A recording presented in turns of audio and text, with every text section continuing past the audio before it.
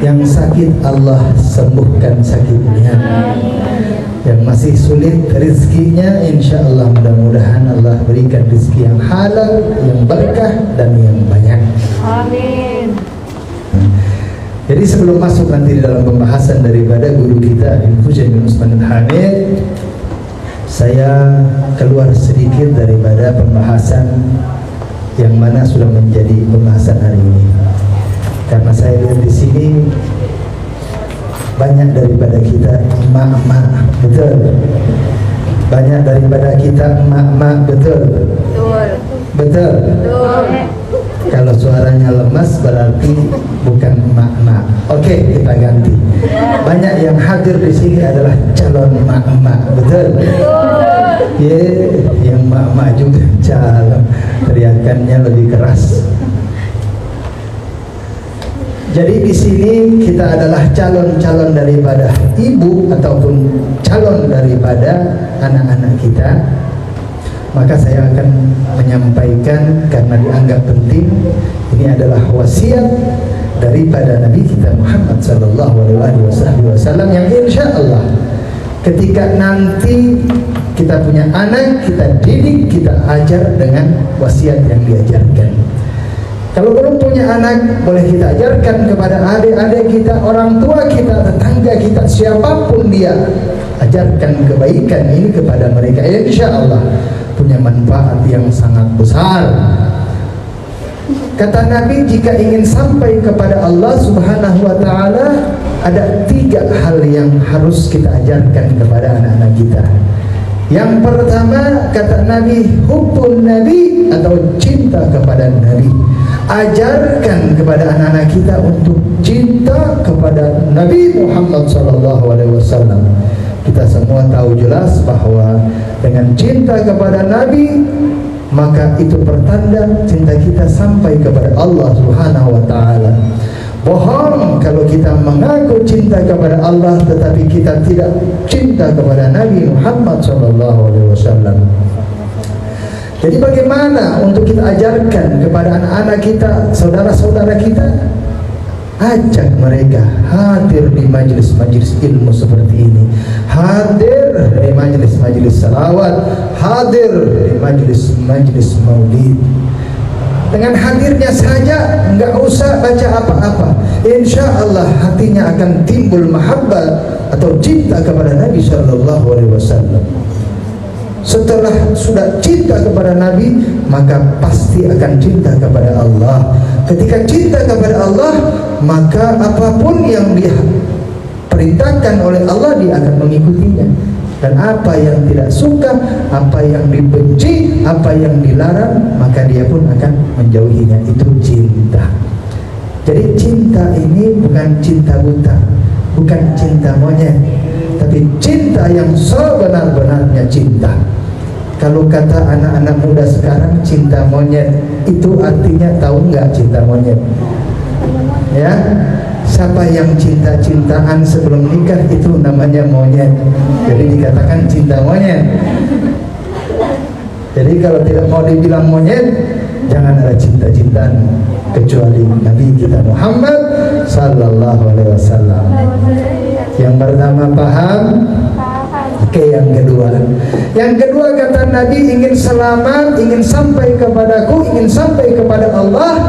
Yang kedua, ajarkan kepada anak-anak kita, yaitu hubbu ahlul baiti, cinta kepada keluargaku. Karena dengan cinta kepada keluargaku ini akan menyampaikan cinta kita kepada Nabi kita Muhammad Sallallahu Alaihi Wasallam. Kita ini umat Nabi Muhammad, ini umat yang paling dimudahkan. Kita lihat umat-umat sebelumnya.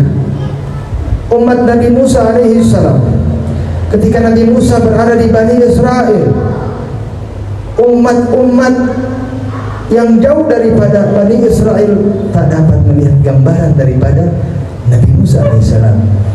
Umat-umat Nabi Isa alaihi salam, dia tidak dapat melihat gambaran daripada Nabi mereka. Tetapi kita umat Nabi Muhammad, Masya Allah, begitu dimudahkan sehingga kita dapat melihat gambaran daripada Nabi kita Muhammad SAW, yang mana gambaran itu ada di dalam diri keluarga keturunan Muhammad SAW. Man ahabbakum fahuwa mu'min wa man abghadakum fahuwa munafiq. Barang siapa yang mencintai keluargaku maka dia termasuk orang mukmin, dan barang siapa yang membenci keluargaku maka dia adalah orang munafik. Sudah jelas perintah kepada cinta kepada keluarga Nabi Muhammad ini bukan guru-guru kita yang memerintahkan, tetapi Allah sendiri yang memerintahkan kepada kita. Sebagaimana di dalam Al-Quranul Karim Allah katakan bahwa Qul la as'alukum alaihi ajran ilal mawaddata fil qurba. Allah katakan, Qul ya Muhammad, katakan kepada seluruh umatmu, katakan kepada semua umat manusia bahwa engkau tidak meminta sepeser apapun daripada kebaikanmu, engkau tidak meminta sepeser apapun daripada syiar dakwamu, tetapi satu yang diminta oleh Nabi kita Muhammad SAW, yaitu cintailah keluargaku. Maka dari itu dengan hadirnya kita di majlis-majlis para habaib, insya Allah dengan memandang wajah beliau, para habaib, para guru-guru kita, itulah yang akan menyampaikan cinta kita kepada datuk mereka Nabi kita Muhammad sallallahu alaihi wasallam. Lanjut apa lanjut? Lanjut. Lanjut, sini teriak, sana teriak. Enak aja. Ayo lanjut. Oke, yang ketiga kata Nabi, jika ingin sampai cinta kalian kepada Allah, kepadaku, maka qiraatul Quran, ajarkan kepada anak-anak kalian untuk membaca Al-Quran. Membaca Al-Quran baik, membaca Al-Quran bagus, pahalanya sudah jelas. Jika ingin selamat, maka berpeganglah kepada Al-Quranul Karim. Insya Allah, mudah-mudahan yang singkat ini, walaupun 3 poin, tetapi sangat luar biasa. Kenapa Habib nggak terlalu banyak merincikan? Supaya ibu-ibu juga bantu mikirnya. Jadi jangan hanya terima aja, mikir, ya. Jangan hanya terima. Jadi itulah yang akan mengantarkan kita kepada Nabi, bukan hanya kita tetapi keluarga kita, anak-anak kita. Jangan kita mau kalah dengan makhluk yang lain. Ya, jangan kita mau kalah dengan makhluk yang lain. Perbanyak bersalawat sebagaimana yang diperintahkan. Ya ayyuhalladzina amanu sallu alaihi wasallimu taslima. Sebelum diperintahkan kepada kita, Allah dan para malaikat sudah bersalawat. Innallaha wa malaikatahu yusalluna 'alan nabi.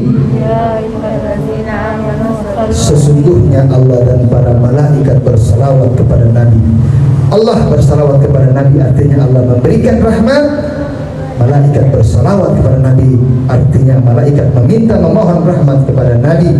Baru Allah perintahkan kepada semua makhluk, bukan hanya manusia, hewan, tumbuhan, semuanya bersalawat. Dengan bersalawatnya mereka dimakna adalah bertasbih kepada Allah Subhanahu wa taala. Bagaimana bertasbih? Ayo sama-sama.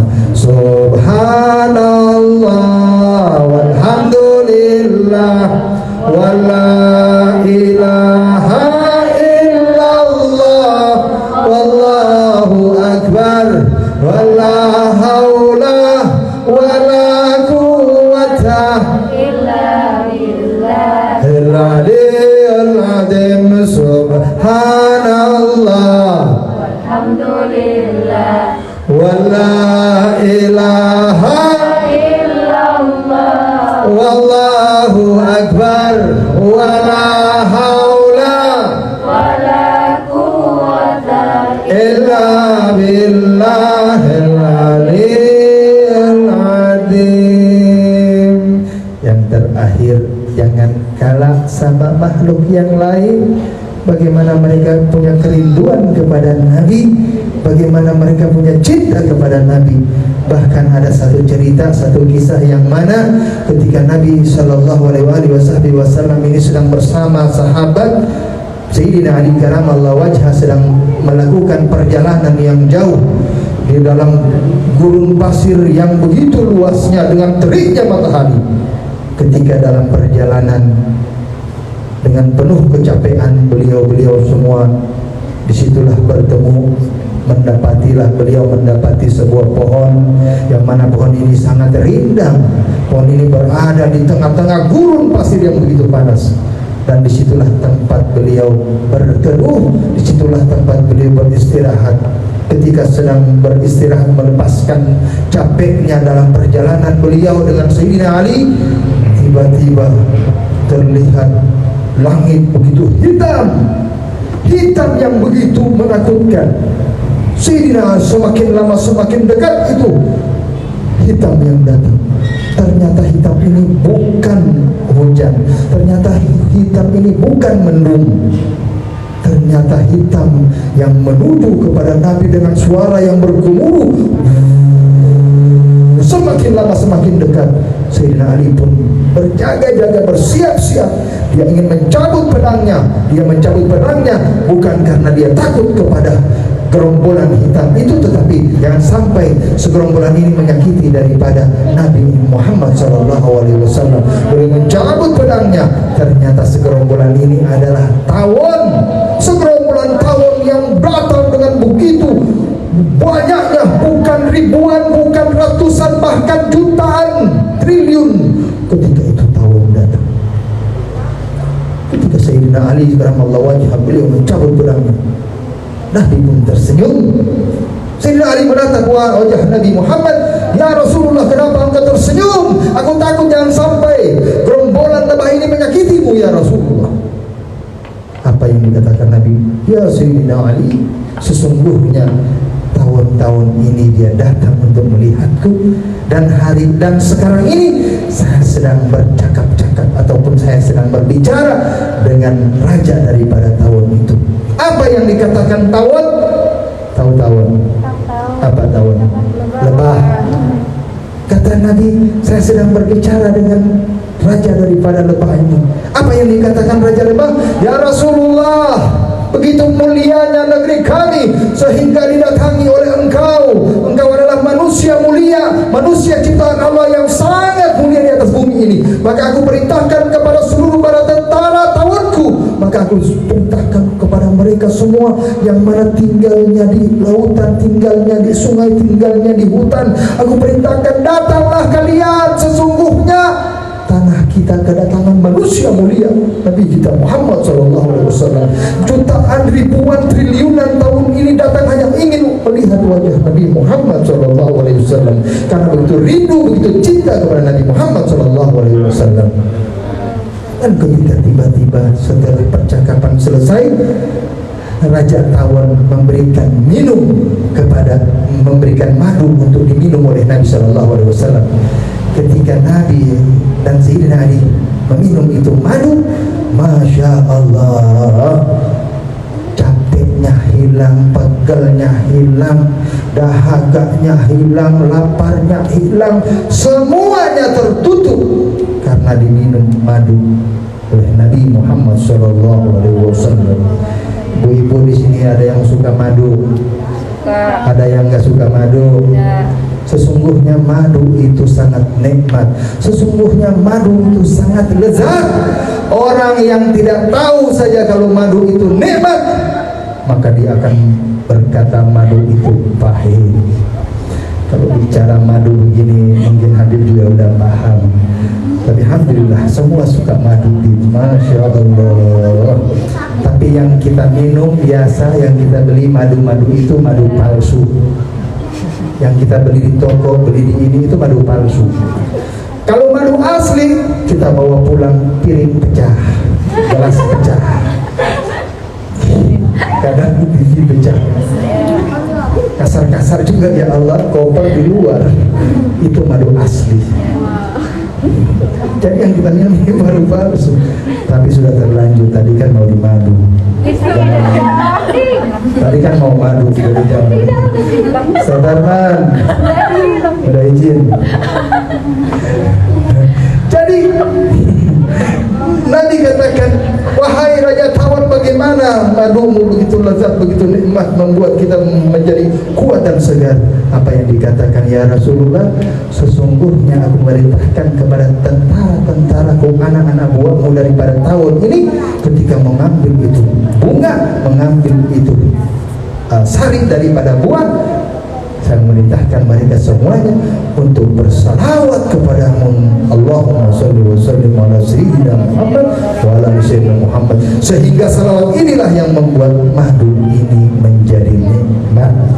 Jadi kalau pulang bawa madu, banyak-banyak salawat, insya Allah diizinkan.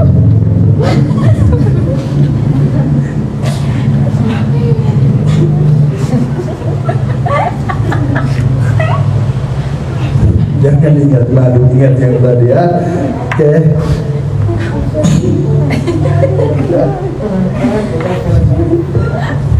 Ya insya Allah mudah-mudahan walaupun sedikit, ada seriusnya, ada lucunya.